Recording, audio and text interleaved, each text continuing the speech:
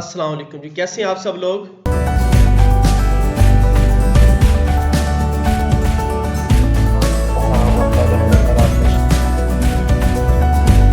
Okay जी, जितने students online हो चुके हैं इन तमाम की अटेंडेंस जो है वो मैंने लगा दी है। तो मैं लेक्चर स्टार्ट करने लगा हूँ। तो लेक्चर में शेयर करने लगा हूँ। होप टू से कि तमाम स्टूडेंट्स को जो है वो स्क्रीन नजर आ रही होगी इस वक्त।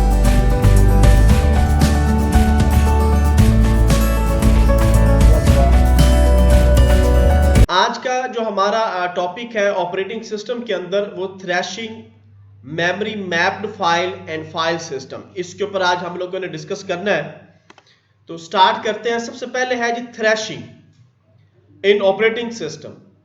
When a program need space larger than RAM और it need space when RAM is full. वो कहता है कि जब किसी प्रोग्राम को अब रैम में ज्यादा सा स्पेस जो है वो रिक्वायर्ड हो, लेकिन इस दौरान जो है वो आपकी रैम फुल हो, यानी कि आपने कोई प्रोग्राम एग्जीक्यूट किया या रन किया, अब वो प्रोग्राम आपका रन नहीं हो रहा। क्यों? आपकी रैम जो है वो फुल हुई हुई है।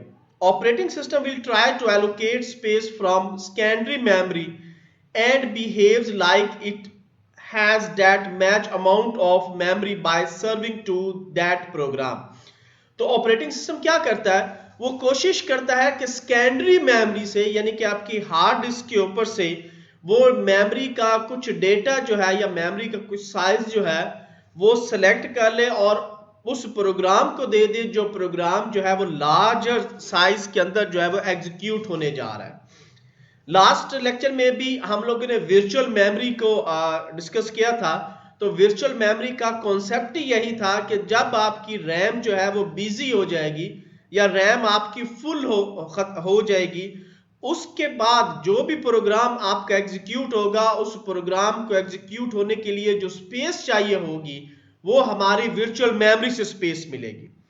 और इसी कॉन्सेप्ट को, this concept is called virtual memory, कि जब कोई बड़ा प्रोग्राम जो कि आप लोग रन करना चाह रहे हो और वो रैम में उसकी जगह नहीं है, अब ऑपरेटिंग सिस्टम ऑटोमेटिकली उसको हार्ड डिस्क के ऊपर सेकेंडरी मेमोरी से उसकी जगह जो है वो क्रिएट करेगा। इस कॉन्सेप्ट को हम लोग कहते हैं कि ये हमारी वर्चुअल मेमोरी है। To know about thrashing we first need to know what is page fault and swapping.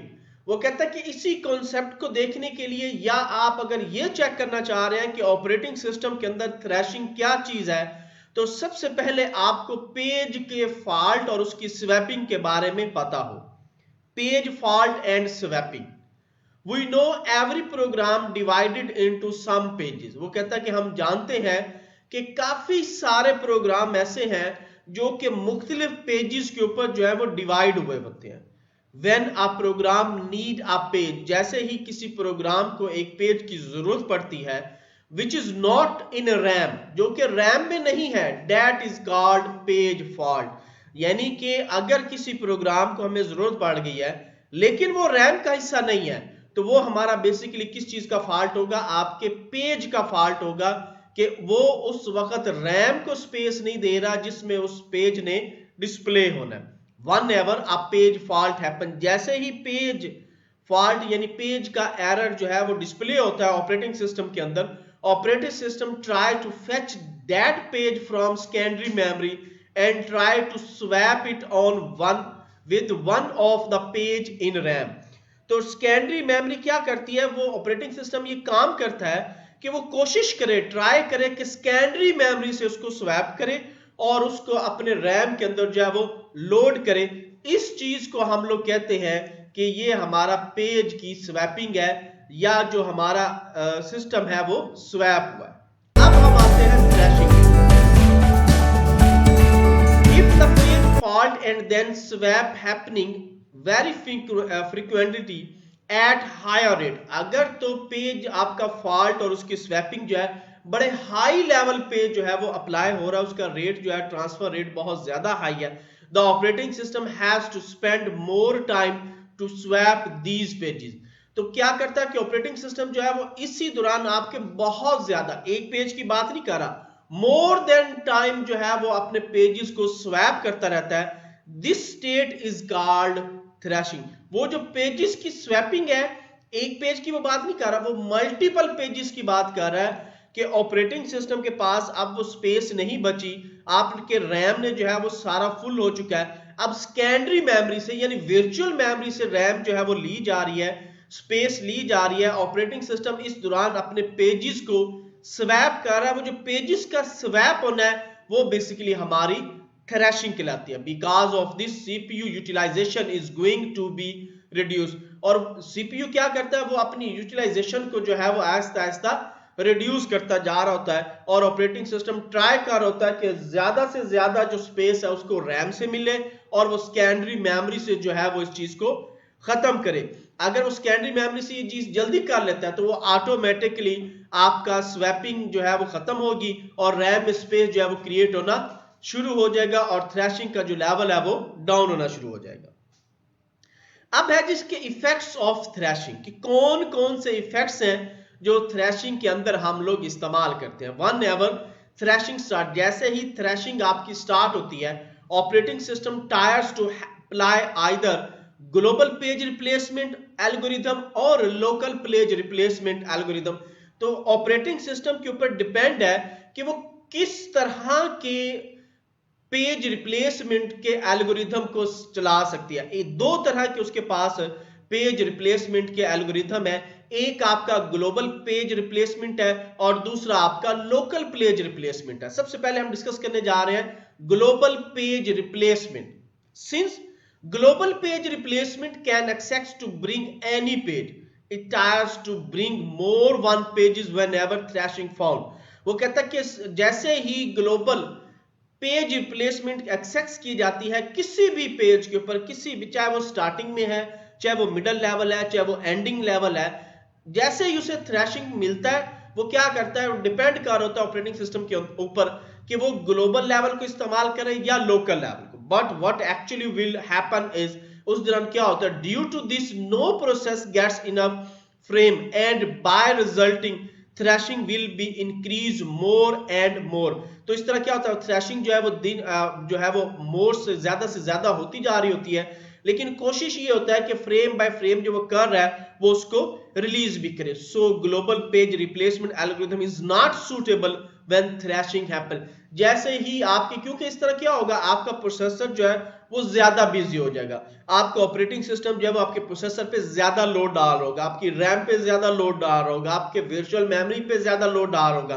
तो इस तरह ग्लोबल पेज रिप्लेसमेंट जो है वो थ्रैशिंग के दौरान जो है वो हमारे लिए ज्यादा सूटेबल नहीं है। अब हम देखते हैं लोकल पेज रिप्लेसमेंट को। Unlike global page replacement algorithm, local page replacement will select page which only belong to that process. वो कहता है कि ग्लोबल में क्या था, ग्लोबल में वो खुद ही स्टार्ट कर लेता है, उसकी मर्जी वो स्टार्टिंग से कर ले, उसकी मर्जी वो मिडल लेवल से कर ले, उसकी मर्जी वो एंडिंग से कर ले। लेकिन लोकल पेज रिप्लेसमेंट एल्गोरिथम में क्या है कि जिस पेज को उसकी जरूरत है वो उसी पेज के ऊपर जो है वो अप्लाई होगा, ताकि जो है वो रैम, आपकी वर्चुअल मेमोरी और आपका ऑपरेटिंग सिस्टम का लोड जो है वो कम से कम हो और आपका प्रोसेसर जो है वो ज्यादा से ज्यादा जो है इजीली वर्किंग कर सके। So there is a chance to reduce the thrashing, और वो यही वजह है कि हमारे पास यही एक चांस है कि हम थ्रैशिंग को जो है वो रिड्यूस कर सकते हैं, कम कर सकते हैं। But it is proven that there are many disadvantages if we local page replacement। वो कहता है कि इसके डिसएडवांटेजेस भी बहुत ज्यादा है। क्यों? ग्लोबल में क्या था कि वो अपनी मनमानी करता है, जैसे ही ऑपरेटिंग सिस्टम को देखता है कि उसमें थ्रैशिंग का प्रोसीजर स्टार्ट हो जाता है तो ऑटोमेटिकली स्टार्ट होता है। लोकल में क्या है कि लोकल के अंदर हमें खुद से ये काम करना है, तो इसलिए वो कहता है कि इसमें आपकी लोकल पेज रिप्लेसमेंट में आपकी जो डिसएडवांटेजेस है वो भी ज्यादा हो सकती हैं। So local page replacement is just alternative than global page replacement in thrashing scenario. वो कहता है कि सिनेरियो को देखते हुए थ्रैशिंग की ये डिपेंड कर रहा होता है कि ऑपरेटिंग सिस्टम जो है वो लोकल पेज रिप्लेसमेंट को लेकर चलता है या ग्लोबल पेज रिप्लेसमेंट को लेकर चलता है। क्योंकि अगर लोकल को लेकर चलता है तो जिस पेज के ऊपर उसकी रिक्वायरमेंट है वो उसी पेज को करेगा, लेकिन अगर वो ग्लोबल को लेकर चलता है तो उसका मैकेनिज्म इस तरह का है कि वो ऑटोमेटिकली जहां पे भी उसे जो पेज मिलेगा थ्रैशिंग के दौरान, वो उसी पेज के ऊपर खुद ही जो है वो अप्लाई हो जाएगा। नेक्स्ट है जी हमारे पास मेमोरी मैप्ड फाइल्स, कि आप अपनी मेमोरी को कैसे मैप कर सकते हो, या कौन से ऐसे फंक्शंस हैं, कौन सी ऐसी टेक्निक्स हैं कि जिनसे आप अपनी मेमोरी को मैप्ड कर सकते हो और मेमोरी को चेक कर सकते हो। Consider a sequential read of file on disk using the standard system called memory mapped file। वो कहता है कि एक तरतीब के अंदर आपकी फाइलों को रीड करना, आपकी फाइलों के ऊपर राइट करना, आपकी फाइलों को ओपन करना, ये सारे का सारा काम जो है वो आपका मेमोरी मैप्ड फाइल कॉन्सेप्ट जो है वो कर रहा होता है। इसमें 3 डिफरेंट मेथड होते हैं, open Q, open O, read O और write Q. Each file access require a system called disk access. वो कहता है कि हर फाइल के अंदर ये एक्सेसिबिलिटी होती है कि वो डिस्क को, यानी आपकी हार्ड डिस्क हो सकती है, आपकी फ्लॉपी डिस्क हो सकता है, आपका एसडी कार्ड हो सकता है, आपकी यूएसबी हो सकती है, कोई भी सेकेंडरी लेवल की स्टोरेज डिवाइसेस वो हो सकती हैं, लेकिन उसका जो प्रॉपर फाइल को रीड करने का, मेमोरी को रीड करने का जो कॉन्सेप्ट है, जो एक सीक्वेंस में है, वो आपके ऑपरेटिंग सिस्टम के पास है। ऑपरेटिंग सिस्टम ही उनको मैप्ड करता है और उनको प्रॉपर तरीके से ओपन करना है, रीड करना है, राइट करना है, अपेंड करना है, उसमें मॉडिफिकेशन करनी है, वो ऑपरेटिंग सिस्टम जो है वो खुद उन मैप को जो है वो देखते हुए करता है। Alternatively we can use the virtual memory technique discussed so far to treat file IO as routine memory access. वो कहता है कि हम इसके साथ वर्चुअल मेमोरी की टेक्निक्स को भी डिस्कस कर सकते हैं, जो कि आपकी फाइल को, चाहे वो इनपुट के लिहाज से है, चाहे वो आपकी फाइल आउटपुट के लिहाज से है, लेकिन क्योंकि मेमोरी एक्सेस करती है तो इसलिए हम वर्चुअल मेमोरी को भी यहाँ पे डिस्कस कर सकते हैं। क्योंकि मैंने आपको पहले बताया है, थ्रैशिंग में भी हमने पढ़ा, पीछे वर्चुअल मेमोरी भी हम लोग पढ़ चुके हैं, कि जब आपकी रैम फुल हो जाती है, क्योंकि आपकी मेमोरी मैप्ड फाइल क्या हो रही होती है, रैम्स के अंदर हो रही होती है, आपके हार्ड डिस्क के ऊपर हो रही होती है। अब वो फाइल को आपने ओपन किया तो कोई एक एड्रेस होगा, वो एड्रेस जो है, अगर आपकी रैम बिजी है तो वर्चुअल मेमोरी उस एड्रेस को अपनी तरफ जो है वो अप्लाई करती है, और वो उसी एड्रेस को जो है वो चेक करते हुए वो फाइल आपके सामने जो है वो ओपन करता है। This approach known as memory map a file allow a part of a virtual address space to be logically associated with the file.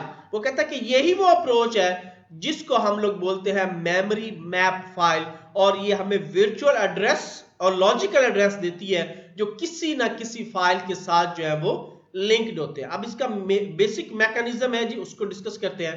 Memory mapping a file is accomplished by mapping a disk block to page और page in memory. वो कहता है कि memory mapping file में क्या होता है कि आप डिस्क के ऊपर किसी पेज के अंदर किसी भी लेवल पे अपनी उस फाइल को जो है वो रखते हो, और उस फाइल को जब आपने ओपन करना है, जब आपने रीड करना है, जब आप राइट करना चाहते हो, जब मॉडिफिकेशन करना चाह रहे हो, तो उसी फाइल के अंदर, उसी प्रॉपर पेज के ऊपर वो फाइल ओपन होगी। Initial access to the file proceed through ordinary demand paging। वो कहता है कि इनिशियली क्या होता है, वो किसी ना किसी पेज को ऑर्डिनरी तौर पे जो है वो डिमांड कर होता है, resulting in a page fault. अगर उस दौरान कोई पेज फॉल्ट हो जाता है तो वो फाइल आपकी ओपन नहीं हो रही होती। However, a page size portion of the file is read from the file system into a physical page. Some systems may option to read in more than a page size chunk of memory at a time। वो कहता है कि depend कर होता है कि अगर page का फाइल नहीं है तो डिपेंड कर होता है कि पेज का साइज क्या है, फाइल जो उसमें ओपन हो रही है क्या इसी पेज के ऊपर ओपन हो जाएगी, या उसको सेपरेट से एक पेज और इसके साथ अटैच करना पड़ेगा। तो ये फिजिकली जो आपकी मेमोरी लगी हुई होगी, जो आपकी रैम है, वो ये डिसाइड कर रही होती है कि इसमें हमारे पास ऑप्शन है कि हम वर्चुअल मेमोरी को भी एक्सेस कर ले, या डायरेक्टली ही रैम जो है इसके ऊपर काम जो है वो कर सकते। यहां तक किसी स्टूडेंट का कोई क्वेश्चन है तो वो पूछ सकते हैं। क्लियर है सबको? Okay. Subsequent reads and write to file are handled as routine memory access। वो कहता है कि क्या होता है कि फाइल्स को रीड एंड राइट करने के लिए एक प्रॉपर रूटीन जो है, एक एक्सेसिबल की जाती है, जो कि आपकी फाइल्स को रीड भी करती है, आपकी फाइल को एक्सेस भी करती है, thereby simplify file access and uses by allowing the system to manipulate files through memory rather than incurring the overhead of using the read queue and write o system call. वो कहता है कि मुख्तलिफ तरह की systems call है, इनको हम सिस्टम रूटीन्स भी बोलते हैं, इनको हम फंक्शंस भी बोलते हैं, मॉड्यूल्स भी बोलते हैं, मेथड्स भी बोलते हैं। आगे चल के एक दो सी और जावा के प्रोग्राम में आपको डिस्प्ले करूंगा, दिखाऊंगा, उनमें यही फंक्शन वो यूज हुए हैं जिसकी मदद से आप फाइल्स को ओपन भी करते हो, आप फाइल्स को रीड भी करते हो, आप फाइल्स को राइट भी करते हो, उसमें मॉडिफाई भी करते हो। अगर आपने सी एंड सी प्लस प्लस के अंदर यानी ऊप के अंदर आप लोगों ने स्ट्रक्चर पढ़े हैं, यूनियन पढ़े हैं या फाइल हैंडलिंग का टॉपिक पढ़ा है, तो उसके अंदर यही वो फंक्शंस हैं जिनके जरिए हम फाइलों को ओपन भी करते हैं, उन फाइलों को रीड भी करते हैं, फाइलों के अंदर डाटा को भी जो है वो राइट करते हैं। तो वो सारी की सारी क्या हो रही थी, मेमोरी को एलोकेट कर रहा था। बेसिकली क्या है कि जो भी फाइल का साइज है, वो जितना भी साइज है, उसने आपकी हार्ड डिस्क के ऊपर, आपकी रैम के ऊपर मेमोरी को एलोकेट किया होता है। Note that write to file mapped in memory are not necessarily immediate synonymous writes to the file on the disk। वही बात होगी कि जितनी भी फाइल्स है वो सारी की सारी एक मैप की जाती हैं, यानी उनका एक ब्लॉक बनाया जाता है, उन ब्लॉक्स के अंदर पेजेस के लिहाज से, स्टेप्स के लिहाज से जो है उन फाइल्स को जब रख दिया जाता है, जब यूजर को रिक्वायरमेंट होती है वो उस ब्लॉक से, उस एरिया से जो है पेजेस से अपनी फाइल्स को जो वो रिट्रीव कर सकते हैं। सम systems may choose to update the physical file when the operating system periodically checks whether the page in memory has been modified।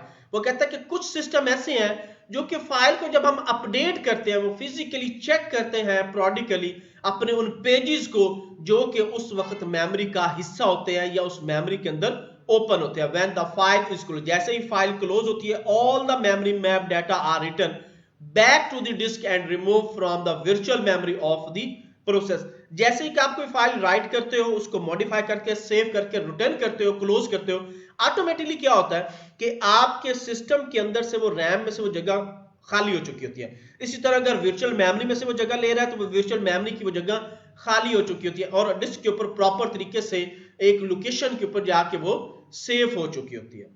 यहाँ पे मैं दो कोड जो है वो आपको एग्जांपल के तौर पे जो है वो दिखाने लगा हूं। एक हमारा सी एंड सी प्लस प्लस का कोड है, दूसरा हमारा जो है वो आपका जावा का कोड है। मैं स्क्रीन शेयर करने लगा हूं पहले सी एंड सी प्लस प्लस के लिहाज से। यहाँ पे प्रॉपर मेमोरी मैप्ड फाइल का प्रोग्राम दिया गया है जिसमें कुछ फंक्शंस जो है वो अप्लाई किए गए हैं। ये देखिए इतनी आपकी हेडर फाइल इसमें इस्तेमाल की गई है। ये दे एफ प्रिंट एफ, अगर सी की मैं बात करूं तो इसने क्या किया है, फाइल को प्रिंट करना है पूरे फाइल स्ट्रीम के अंदर। इसमें कुछ और इसमें मेथड है। ये आपकी फाइल क्विट होगी, क्विट होने के बाद जो है वो आपको इसी तरह ये देखें साइज ऑफ होगा उस फाइल का। सीक सेट, ये फाइल में से हम जब कुछ चीज सर्च करते हैं तो उसके लिए हम लोग सीक का फंक्शन जो है वो इस्तेमाल करते हैं। यहाँ पे अगर आपको नजर आ रहा होगा तो F D open, file data ये ओपन करने के लिए इस्तेमाल है और उसके अंदर रीड भी राइट होगा, क्रिएट भी होगी और उसका ट्रंक भी होगा। यानी यहाँ पे ये लिखा हुआ है आपके सामने read plus right for me, कि आप उस फाइल के अंदर डाटे को रीड भी कर सकते हो, डाटे को राइट भी कर सकते हो। इसी तरह से ये फाइल आपकी लाइनक्स यूनिक्स के लिहाज से भी प्रोग्राम बना हुआ है। तो ये दोनों प्रोग्राम में किसी भी किस्म का कोई एरर नहीं है। आप बाआसानी इनको अपने सी और सी प्लस प्लस के एडिटर्स के अंदर जो है वो चलाकर चेक कर सकते हो। अगर कोई पहले से फाइल बनी हुई है, मिसाल के तौर पर उसने किसी को कोई यहाँ पे नाम दिया हुआ है, तो वो एक सिंपल ब्लैंक नोटपैड की फाइल आपने बना के अपने सी ड्राइव में या जहां पे आपने इस प्रोग्राम को रखना वहां पे रख दीजिएगा। अगर नहीं है तो ये खुद से फाइल क्रिएट करके आपका जो मैप है वो आपको दिखा देगा। इसी तरह से दूसरा प्रोग्राम है हमारा जावा का। जावा में भी सेम यूटिल की और आईओ की कमांड्स को देखते हुए मेमोरी मैप जो है वो कवर किया गया है। ये हमारी कंप्लीट एक क्लास है मैप बाइट बफर के नाम से, जो कि अगर आप लोगों ने जावा स्टडी किया हो तो आपको पता हो, उसमें हम लोग जब फाइल हैंडलिंग करवाते हैं तो यहाँ पे बफर रीड, यहाँ पे आपको दो फंक्शंस भी नजर आ रहे होंगे। देखें ये रीड का फंक्शन है और इसी तरह ये राइट का फंक्शन है। ये फाइल्स को इनपुट करना है चाहे आउटपुट करना है, तो ये दोनों फंक्शंस जो है वो हम लोग इस्तेमाल करते हैं। इसी तरह रैंडम फाइल एक्सेस है, फाइल चैनल है, बाइट फाइल है। जिसने आप में से अगर किसी ने जावा पढ़ी है तो वो इनको आसानी इस प्रोग्राम को जो है, ये देखिए यहाँ पे ये फाइल जो है वो क्रिएट हो रही है और इसके दो मोड हैं, रीड एंड राइट। RW का मतलब है रीड एंड राइट। यहाँ पे तो इस फाइल के अंदर ये रीड एंड राइट का जो है वो मेथड जो है वो अप्लाई करेगा। इसी तरह नेक्स्ट प्रोग्राम है जिसमें एक्सेल की फाइल को वो रीड कर रहा है, यानी वो फाइल पहले से बनी हुई है, ये इसका साइज भी बताएगा, इस फाइल का पेज भी बताएगा। तो ये 3-4 प्रोग्राम ऐसे दिए हुए हैं जिनको आप लोगों ने जावा में, C एंड C++ में जो है इनको करके देखना है और आपको पता चल जाएगा कि प्रोग्राम जो है वो किस तरह से आपकी फाइल जो है वो मैप्ड होती है और किस तरह से आपका जो प्रोग्राम है वो एग्जीक्यूट जो है वो हो रहा है। नेक्स्ट है कि हमारा फाइल सिस्टम, कि कौन कौन से फाइल सिस्टम, वैसे तो बहुत सारे फाइल सिस्टम है, ज्यादातर मैं आपको यहाँ पे अगर बता दूं तो एक हमारा है fat file system, file allocation table जिसको हम बोलते हैं। फिर हमारा है NTFS, जो कि जितनी भी विंडोज 7, विंडो 8, विंडो 10 और 11 जो भी विंडोज इस दौरान आ चुकी हैं, इसमें इस वक्त जो भी हमारा इनिशियली चल रहा होता है वो हमारा है NTFS सीक्वेंस फाइल चल रहा होता है। इसी तरह लाइनक्स जो है, यूनिक्स है, उनके लिए सेपरेट फाइल सिस्टम है, वो खुद से अपना फाइल सिस्टम जो है वो क्रिएट कर रहे होते हैं। तो हर ऑपरेटिंग सिस्टम जो है वो अपनी मर्जी के मुताबिक अपना फाइल सिस्टम जो है वो क्रिएट कर चुका होता है। तो डिस्कस करते हैं इसको जी। File system, a file is a named collection of related information that is recorded on secondary storage such as magnet disk, magnet tape और optional disk। वो कहता है कि नेम अगर हम इसकी बात करें तो ये कलेक्शन है आपकी रिलेटेड इंफॉर्मेशन की, रिकॉर्ड की, जो कि आपके सेकेंडरी स्टोरेज के ऊपर जो है वो सेव होती है। अब उसकी मर्जी आप हार्ड डिस्क पे सेव करो, उसकी मर्जी आप अपने USB में सेव करो, उसकी मर्जी आप टेप ड्राइव पे सेव करो, आपकी मर्जी आप उसको SD कार्ड पे सेव करो। तो डिपेंड कर रहा है कहीं पे भी आप सेव करोगे, इसका जो साइज होगा वो बिट्स एंड बाइट्स में होगा, MBs में होगा, GBs में होगा। In general a file sequence of bits, byte, lines और record whose meaning is defined by the file creator and user। तो ये फाइल क्रिएटर को पता होगा कि फाइल का साइज जो है वो क्या है, वो MBs में हो सकता है, वो KBs में हो सकता है, बिट्स बाइट्स में हो सकता है, वो GBs में हो सकता है। डिपेंड कर होता है कि आपने जो फाइल क्रिएट की है वो वीडियो फाइल है, ऑडियो फाइल है, आपकी डॉक्यूमेंट की फाइल है, आपकी प्रेजेंटेशन की फाइल है, आपने कोई JPG तैयार किया है, आपने कोई GIF तैयार किया है। डिपेंड कर होता है कि आपने कौन सी फाइल किस सॉफ्टवेयर में जो है वो क्रिएट किया है। इसी लिहाज से जो है वो उसका साइज जो है वो ऑपरेटिंग सिस्टम जो है वो डिसाइड करता है। File structure, a file structure should be according to a required format that the operating system can understand। वो कहता है कि फाइल स्ट्रक्चर बेसिकली वो होता है जो कि आपका ऑपरेटिंग सिस्टम जो है उसको स्टडी कर होता है, ये उसकी रिक्वायरमेंट है। अब file has certain defined structure according to its type। वो कहता है कि फाइल के, मैंने जैसे कि बहुत सारे नेम ले लिए दरमियान में, कि जिस तरह की फाइल है उसके मुताबिक वो अपना साइज, अपना सीक्वेंस, अपना स्ट्रक्चर जो है वो डिफाइन करता है। मैंने आपको बताया कि आपकी मर्जी आप साउंड फाइल क्रिएट करो, आपकी मर्जी आप कोई वीडियो फाइल बना लो, आपकी मर्जी आप कोई JPG, GIF, WMF, TIFF, BMP कोई भी पिक्चर फाइल बना सकते हो, आपकी मर्जी आप डॉक्यूमेंट फाइल बना लो, आपकी मर्जी आप प्रेजेंटेशन फाइल बना लो। यानी फाइल जो भी हो, किसी भी सॉफ्टवेयर से उसका लिंक हो, ऑपरेटिंग सिस्टम ने अकॉर्डिंग टू स्ट्रक्चर उसका साइज जो है वो डिक्लेयर करना होता है। A text file is a sequence of character organised into lines, वो लाइन में लिखा जाता है। A source file is a sequence of procedure and function, उसमें प्रोसीजर्स होते हैं, फंक्शन। अगर मैं किसी प्रोग्रामिंग की बात करूं, चाहे वो आप जावा की बात कर लो, चाहे आप वो C एंड C++ की बात कर लो, चाहे आप PHP की बात कर लो, CGI की बात कर लो, पाइथन की बात कर लो, JSP की बात कर लो, ASP की बात कर लो, जावास्क्रिप्ट, कितनी ही लैंग्वेजेस इस वक्त आपके पास है, जिस लैंग्वेज में भी आप अपनी फाइल को क्रिएट करोगे उनमें प्रोसीजर्स भी होंगे, उसमें फंक्शंस भी होंगे, उसमें मेथड्स भी होंगे, उसमें आपकी जो है ओवरलोडिंग भी होगी। लेकिन ऑपरेटिंग सिस्टम जो है इन तमाम चीजों को देखते हुए फाइल का जो स्ट्रक्चर है, फाइल का जो साइज है, वो उसी के मुताबिक क्रिएट करेगा जिसके मुताबिक वो प्रोग्राम से वो फाइल जो है वो सेव की गई है या फाइल जो है वो क्रिएट की गई है। An object file is a sequence of bytes organized into the blocks that are understandable by the machine.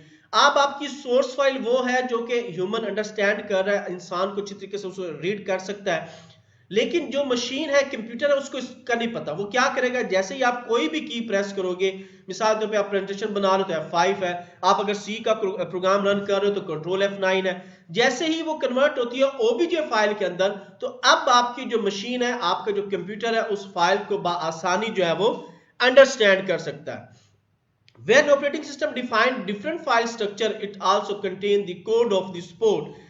These file structure Unix, MS-DOS support minimum number of file structure. वो कहता है कि जितनी मर्जी आपकी बड़ी फाइल्स हो जाए, जिस तरह की मर्जी लैंग्वेज में वो क्रिएट किए गए, उनकी मिनिमम रिक्वायरमेंट क्या है कि उसका MS-DOS भी उसमें लिंक्ड होगा, आपका यूनिक्स भी उसमें लिंक्ड होगा, ताकि कल को अगर आप लाइनक्स के ऊपर भी उसके ऊपर काम करना चाहो तो आप काम कर सकते हो, आप किसी विंडो एनवायरनमेंट के अंदर ऊपर भी उसके ऊपर काम करना चाहो तो आप कर सकते हो। तो मुख्तलिफ तरीके के स्ट्रक्चर्स हैं जो कि आपका ऑपरेटिंग सिस्टम जो है वो फाइल्स को क्रिएट करता है। अब है जी फाइल की टाइप्स, पहले भी मैं काफी सारी डिस्कस कर चुका हूं। File types refer to ability of the operating system to distinguish different types of files such as text file, source file and binary file.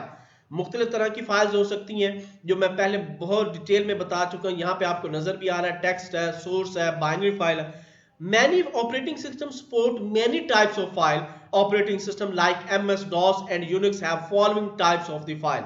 Ordinary files. सिर्फ DOS और Unix के अंदर आपके पास ये मुख्तलिफ तरह की फाइल हो सकती हैं, लेकिन GUI बेस्ड जितने भी आपके ऑपरेटिंग सिस्टम है उनमें फाइलों का डिपेंड कर होता है कि उनका सॉफ्टवेयर कैसा है, उस सॉफ्टवेयर के मुताबिक उनकी फाइल जो है वो क्रिएट होती है। सबसे पहले ये ordinary files. These are the files that contain user information, यानी जिसके अंदर यूजर की इंफॉर्मेशन भी साथ होती है।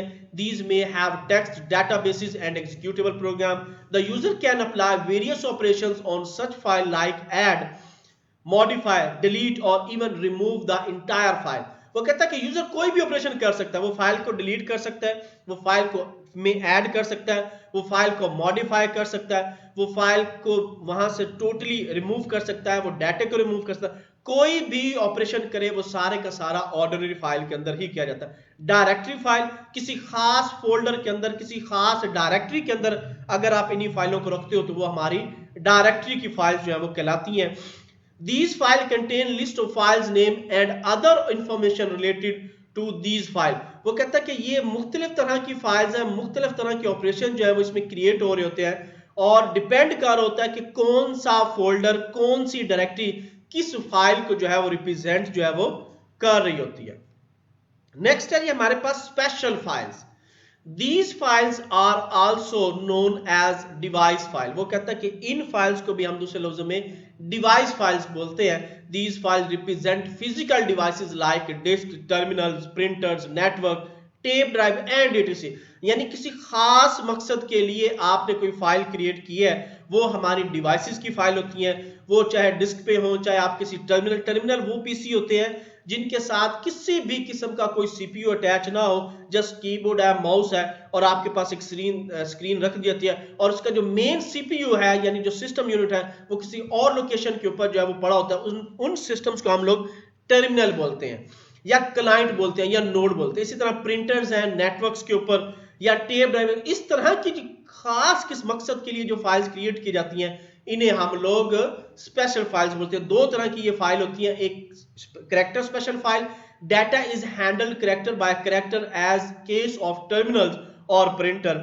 Block special file, data is handled into blocks as in the case of disk and tape. यानी दो तरह की फाइल है, आपकी मर्जी वो कैरेक्टर की सीरीज में बना ले, आपकी मर्जी वो फाइल जो है वो ब्लॉक्स की फॉर्म में बना ले। मेन है कि आप अपनी फाइल्स को किसी भी सॉफ्टवेयर के अंदर तैयार करेंगे, लेकिन इनिशियल जो उनकी क्रिएशन होगी उसमें डॉस भी इन्वॉल्व होगी, उसमें आपका यूनिक्स भी इन्वॉल्व होगा, क्योंकि ये वो दो मेन ऑपरेटिंग सिस्टम है जो जितने भी इस वक्त मार्केट में ऑपरेटिंग सिस्टम आए हुए हैं इनके mother and fathers operating system है।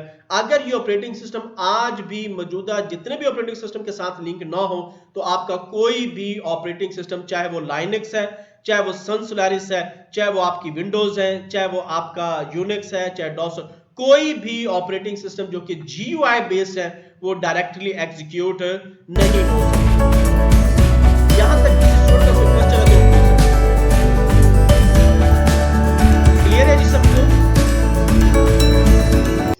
ओके, नेक्स्ट है जी हमारे पास फाइल एक्सेस मैकेनिज्म कि हम इन फाइल्स को एक्सेस कैसे कर सकते हैं। File access mechanism refer to manner in which the record of a file may be access. वो कहता है कि कोई भी मैकेनिज्म हो सकता है जिससे आप फाइल्स के रिकॉर्ड को या फाइल्स को जो है वो चेक कर सकते हो। There are several ways to access file, बहुत सारे वेज हैं इन फाइल्स को जो है वो एक्सेस करने के। सेशन हमारा क्लोज होने लगा है, मैं अभी अटेंडेंस जो है वो शेयर करने लगा हूं। जिस स्टूडेंट्स की अटेंडेंस नहीं हुई सिर्फ वही स्टूडेंट्स अपनी अटेंडेंस लगवाएगा, बाकी दूसरे स्टूडेंट्स की जो है वो अटेंडेंस हो चुकी है और भी ऐसे स्टूडेंट्स की अटेंडेंस नहीं हुई।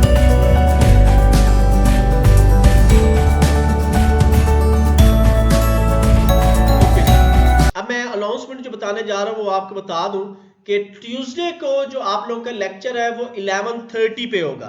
ट्यूसडे को तमाम स्टूडेंट्स आपका जो लेक्चर है ऑपरेटिंग सिस्टम का वो 11:30 पे होगा, ना कि 9 o'clock।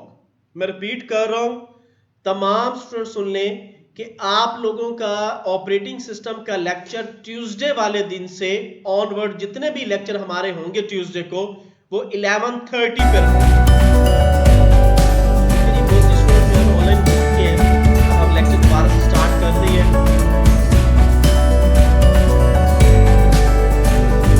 कि तमाम स्टूडेंट्स को जो है वो लेक्चर की स्क्रीन नजर आ रही होगी।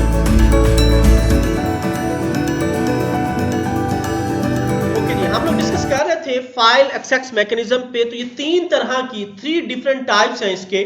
एक है सिक्वेशनल एक्सेस, दूसरा डायरेक्ट रैंडम एक्सेस और तीसरा इंडेक्स सिक्वेशनल। सबसे पहले हम डिस्कस कर रहे हैं सिक्वेशनल एक्सेस को। A sequential access is that in which the record are accessed in some sequence। वो कहता है कि सीक्वेंस के लिहाज से अगर हम बात करें तो फाइल को एक्सेस करने का जो मैकेनिज्म है, यानी काफी फाइल्स ऐसी होती हैं जो ऑपरेटिंग सिस्टम क्या करता है, इनको एक सीक्वेंस के अंदर जो है वो रखता है। The information in the file is process in order one record after other. एक रिकॉर्ड से दूसरे रिकॉर्ड को वो स्विच कर होता है। This access method is most primitive one. Example, compiler usually access file in this fashion. वो कहता है कि कंपाइलर जो है अगर हम उसकी बात करें तो वो एक वाहिद हमारा है कि जो हमारे तमाम फाइलों को प्रॉपर तरीके से जो है वो एक सीक्वेंस के अंदर जो है वो एक्सेस कर रहा होता है। दूसरा है डायरेक्टली या रैंडमली फाइलों को एक्सेस करना। Random access file organize provide accessing the record directly. वो कहता है कि रैंडमली जितनी भी फाइल्स हैं उनको जो है वो आसानी जो है वो एक्सेस करता है, डायरेक्टली वो एक्सेस कर सकता है। Each record has its own address on the file with by the help of which it can be directly access for reading और राइटिंग। वो कहता है कि डिपेंड करता है कि आप कोई भी फाइल जब ओपन करते हो वो क्या करता है, उसके मैप टेबल में जाता है, वहां से उस फाइल को रीड एंड राइट के लिए जिसके लिए भी आपने ओपन किया है डायरेक्टली ओपन करके आपके सामने जो है वो डिस्प्ले कर देता है। यानी इसमें उसको सीक्वेंस लेने की जरूरत नहीं है। जहां पे जिस लोकेशन पे वो फाइल पड़ी है आपका पॉइंटर डायरेक्ट उस पे जाएगा फाइल एलोकेशन टेबल के अंदर और वहां से उस फाइल को एक्सेस करके आपके लिए स्क्रीन के ऊपर जो है उसको डिस्प्ले कर देगा। The records need not be in any sequence within the file and they need not be in a just location on the storage medium। वो कहता है कि इसलिए उसे क्या होता है, क्योंकि उसे जरूरत नहीं होती कि वो उसके लिए प्रॉपर किसी स्टोरेज मैकेनिज्म में जाए, वो डायरेक्टली उस फाइल को उठाता है और आपके सामने जो है वो डिस्प्ले कर देता है। इंडेक्स सिक्वेशनल फाइल, इसमें क्या होता है कि एक प्रॉपर इंडेक्स जो है वो फाइल एलोकेशन टेबल में लगा दिया जाता है ताकि प्रॉपर तरीके से वो फाइल जो है वो एक्सेस हो और प्रॉपर तरीके से जो फाइल आपके सामने जो है वो डिस्प्ले हो। इंडेक्स सिक्वेशनल में this mechanism is built up on basis of sequential access and index is created for each file which contain pointer to various block. Index is searched sequentially and its pointer is used to access the file directly. यानी कि index क्या करता है, जो भी file हम access करते हैं वो उसके इंडेक्स पे जाता है, डायरेक्टली उस फाइल को जो है वो एक्सेस करके हमारे सामने डिस्प्ले कर देता है। Space allocation, file are allocated disk space by operating system. File को जो स्पेस मिलती है वो उसको डायरेक्टली जो है वो ऑपरेटिंग सिस्टम असाइन करता है। Operating system deploy following 3 main ways to allocate file space.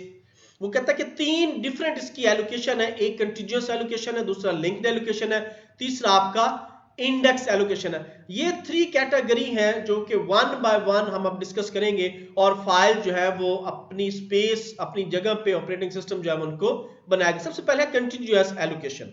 Each file occupy a continuous address space on the disk, assign disk address in linear order, easy to implement. External fragmentation is a major issue with this type of the allocation technique.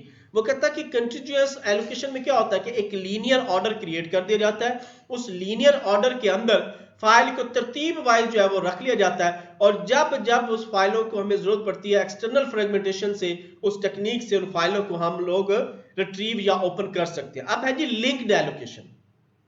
Each file, अगर आप लोगों ने link list पढ़ी हो data structure में, तो उसमें क्या होता है कि एक लिंक लिस्ट क्रिएट कर दी जाती है, उसमें तरतीब वाली फाइलों को जो है वो रख दिया जाता है। जैसे ही हम जिस फाइल की जरूरत पड़ती है वो उस लिंक के जो लिंक्ड होती है उस ब्लॉक में जाता है और वहां से उस फाइल को एक्सेस करके हमें डिस्प्ले कर देता है। Each file carry a list of link to disk block directly contain link pointer to first block of a file.